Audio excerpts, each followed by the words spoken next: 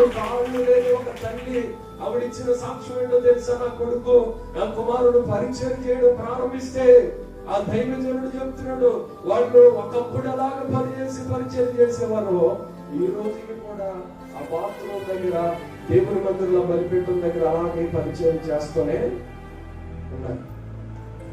ఏమండి, అలాగే పరిచయం చేస్తున్నారు. ఎక్కడా కూడా గర్వం గాని, ఎక్కడా కూడా అతిశయం గాని.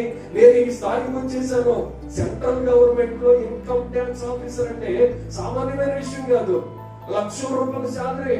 అతను కూడా ఒక కారు ముందెళ్తుంది, ఈయన వెనకాల కారు. అతను కూడా చుట్టూ సైన్యం ఉంటది.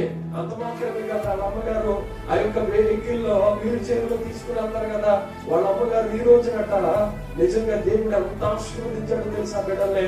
వాళ్ళ అమ్మగారిని ఈయన ఏదైనా ఇతర దేశాలు ఉంటే వాళ్ళ అమ్మగారిని ఇతర దేశాలకు తీసుకెళ్లాల్సి వస్తే వాళ్ళ అమ్మగారిని తీసుకుని వెళ్ళడానికి ఈ పక్కన ఒక బండ్రోతు, ఈ పక్కన ఒక బండ్రోతు, ఇద్దరు నిలబడి వాళ్ళ అమ్మగారిని వీల్ చైర్ లో నడిపించుకుంటూ తీసుకెళ్లి ఫ్లైట్ లో వాళ్ళే ఎక్కించుకుని ఒక ప్రత్యేకమైన ఫ్లైట్ లో వాళ్ళ అమ్మగారిని ఒక ప్రత్యేకమైన ఫ్లైట్ లో ఇతర దేశాలకు తీసుకెళ్లి వాళ్ళు కుమారుడి దగ్గర తీసుకుని వెళ్తా ఉన్నారంట.